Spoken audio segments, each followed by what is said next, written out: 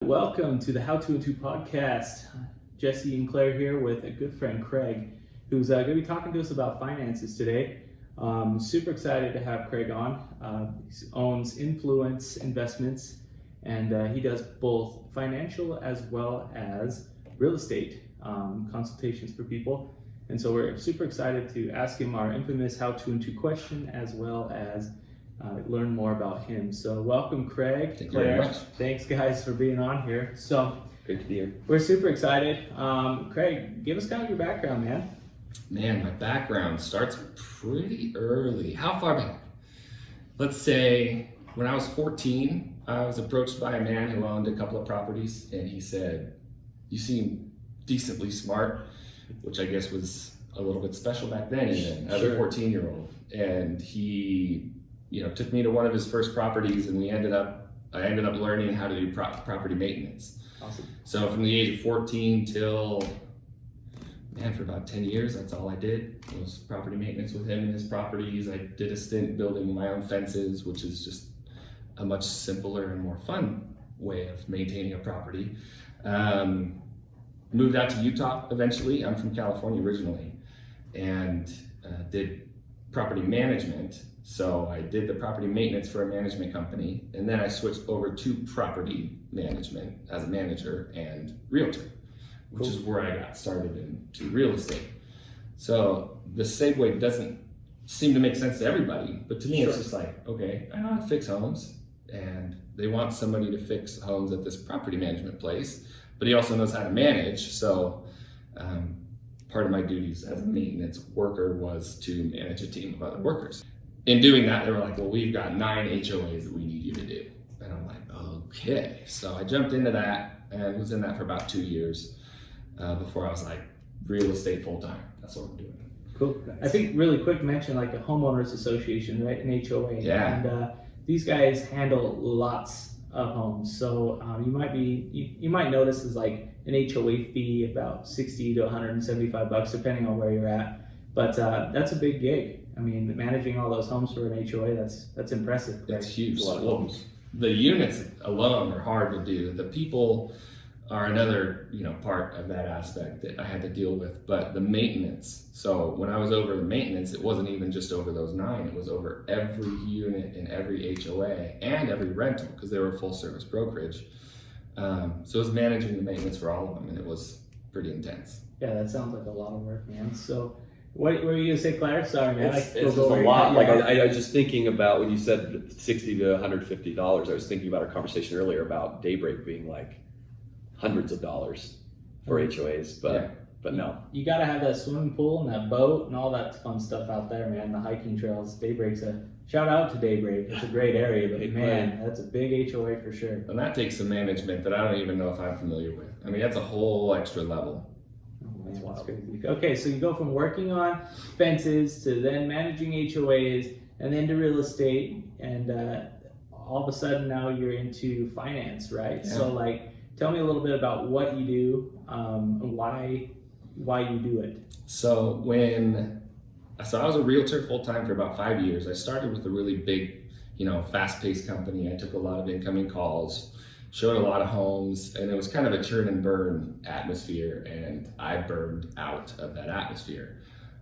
It didn't end up working out the way that I expected it to. So I went out and essentially just found a brokerage to hang my license with, because I've learned so much then that I figured if I take what I know now and just go off and do what I want to do, it'll work out better. So Equity Real Estate is where I landed with my license, and I've been with them since, and still I'm with them.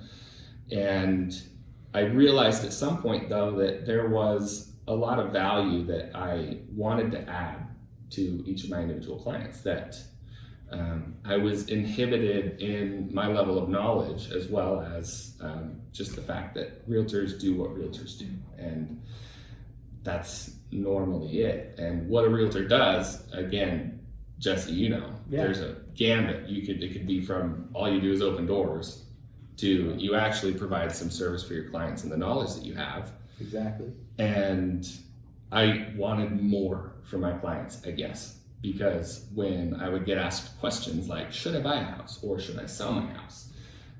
Based on market research, I could give that answer. Right. But based on personal information coming from them that I didn't know, that answer may not have applied. And a shout out like that is a big question that I get asked all the time. Well, when's a good time to buy a house? Yeah. Well, whenever you're ready, right? Like, don't rely on me to make that decision for you. Right. I'm going to coach you along, but yeah, for sure. Like, am I ready? Well, I don't know. I don't know your finances. 9 times out of 10, people just send it over to the lender, and if the lender says you're pre-approved, boom. Right. All right, I guess you are financially available to buy a house. And so that's, that's cool. I like that. That's really interesting that, you had that mindset. And so then you shifted over to the finance side, right? And started giving advice. Okay, what kind of licenses do you have to get for that? So I started off with the life insurance license, which just for the company that I worked for, that's one that actually opens up a lot of doors for clients, not just with life insurance, but it started me on a path to just finding out what all of the options really were for clients. And as the beginning of the path, kept going, I realized that, wow, there's so much more than just how much money you make versus how much you spend that goes into whether or not you should buy a house. It has to do with, do you want to keep the house? Are you planning on selling the house in 5 years? Because in Utah, that's been super common, is to keep it for sometimes even less than 5 years and sell it. So I just wanted all of the answers, and I wanted to be able to provide them for my clients. Because if you were to say, hey, Mr. Potential Real Estate Client, you need to go speak with a financial advisor before you decide on buying a home. I noticed that financial advisor would say, oh, don't buy a home. Yeah, just to throw it in this mutual fund, right? Yeah. That I make a huge back end on. Put it in a mutual fund, or buy this ridiculous life insurance policy that you don't need, that doesn't fulfill any of your needs. The infamous annuities, right? Yeah. Buy this long-term annuity. Man, do all of those things work for some people better than other things? Yeah, totally. But without knowing how or which person they would work for, I didn't want them to go to that person. Most people that I met were like, oh, this is what I specialize in, and you need me. Right. And it's like, okay, well, what if they don't? Right. So my focus in starting Influence Investments, first of all, the company that I am licensed with and I am able to provide all of my services and products through is the World Financial Group. Okay. And so they're the broker who I go through so that I can pick whatever my client needs and I can get them that. I started Influence Investments essentially as an educational platform because there's so much misleading information. I don't want to say false because it applies to some people, but misleading in, what should I do with my money is a common Google search. Loaded question. How should I invest my money? It's like, if you're going to try to pretend to answer that question just from hearing the question, you're going to get it wrong, most likely. Right. So I wanted to essentially build a platform that people could have conversations, frank conversations about what to do with finances, what works, what doesn't work. And it's been super fulfilling personally to be able to do that because, all walks of life, they'll be like, oh, I've heard terrible things about annuities. And I'm like, I've heard terrible things about terrible annuities. Yeah. But I've heard great things about great annuities. And the same with life insurance, almost more with life insurance, because it can be something that can ruin someone's life immediately the minute they start it, or it can actually fulfill all of the needs they have. Right. So Makes sense. I want to be able to provide those answers and do it in a context where it's not argumentative. Because if I talk with somebody who just does mutual funds, they're going to try to show me how life insurance is a scam, which you hear the words all the time. Right, absolutely.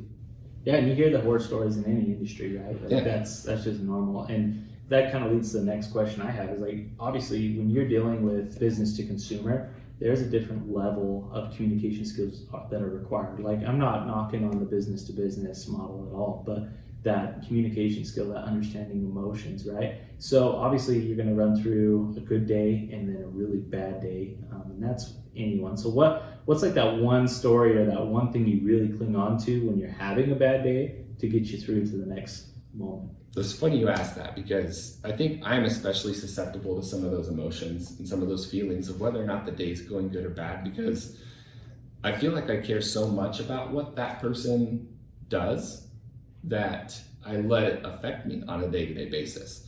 And I think it's a blessing and a curse. So, and an answer to Jesse's question is, I realize that if I slow down for any reason, all that's doing is preventing me from being able to reach that extra person or extra couple of people a day. Right. And that's what I want to avoid, because I feel like whether I can personally provide the answers to somebody or not, I think I'm the best person to talk to in regards to finding out what needs to be done.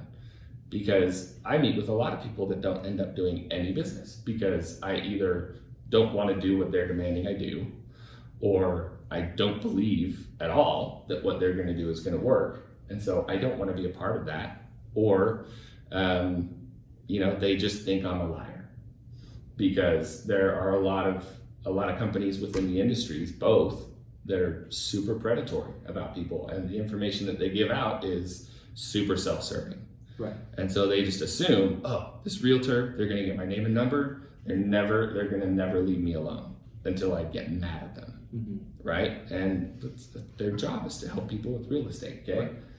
And it's almost worse for a financial advisor, because it's like, oh, you're either a bigwig wearing your suit in your big leather chair, mm-hmm. saying, this is where you need to put all your money, sign here, without explaining much more other than it's what you need. Right. Or it's the person who calls up all of his family members the minute he starts, and he's super gung-ho about starting a business for himself. And he does it for the sake of numbers and not for the sake of just helping people around him. And I just tell myself that, I guess. When things start getting hard, it's like, okay, they need me. Everybody who hasn't heard me yet needs to.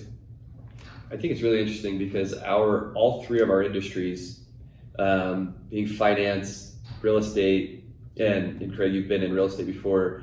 I'm on the mortgage side, and I think the most common thing, as I'm just sitting listening to this, is people really try to time the market. Yeah, they really do. And it's almost, in most cases, it's almost like, I will only buy a house when rates are this. Right.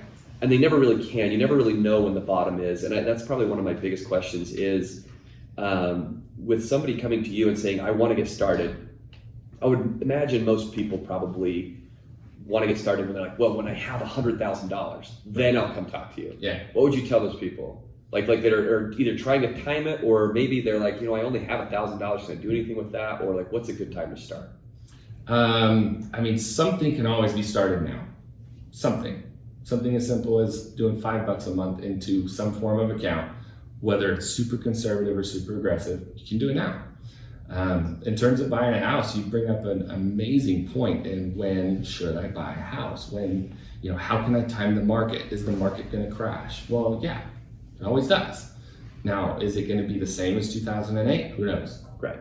You're going to get people who are going to try to get you to be afraid that it will, and to get you to not buy a house and invest somewhere else. And then you're going to get realtors that are going to say, no, Utah is immune to any financial crises. Right. And to an extent, it's safer than a lot of places in Utah. For sure. And Idaho's super similar, but it's not immune. So I can't tell you that. All I can say is that I usually don't say anything until I've asked a gambit of questions. Right. Do you want to keep this house for 30 years? If you want to keep this house for 30 years, buy it now, because you're going to see 4 or 5 ups and downs between now and then anyway.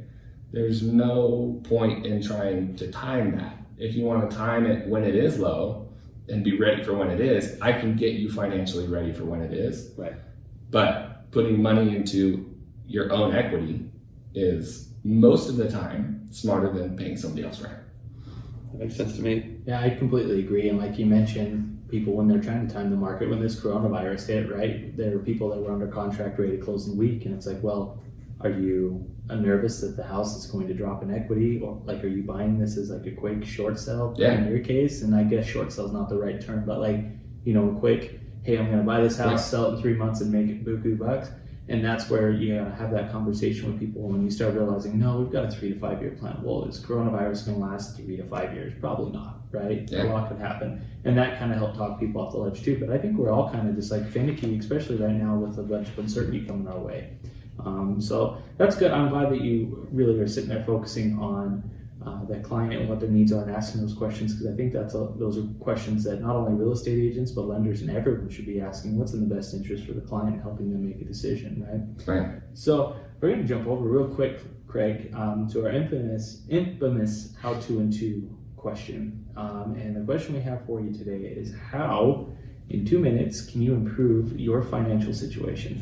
2 minutes, I timed this. Do we have a timer? Let's get this going. Let's get a timer. That's right. I just want to make Right sure. there, I think that's the only one. Yeah, but I don't know. I don't think Craig can see it. I got my Actually, timer right here on let's do this, it. but let's bust Yeah, out the it's already timer. on 2 minutes. I was ready for this. There you go, man. I'm excited. It's gonna make a noise when it's done, though. So. That's right. All right. So the first bit of advice I would have is to have the desire. Because some people, I feel like, especially these days, have become complacent with where they are. They know that they have to work. They know it's going to make them unhappy. They know it's going to not make them enough money, and they aren't willing to do anything about it because they just expect it to stay that way. I can teach you how to not stay that way. I can teach you how to see what your options are and what to do differently. So after wanting it, you really have to learn about it.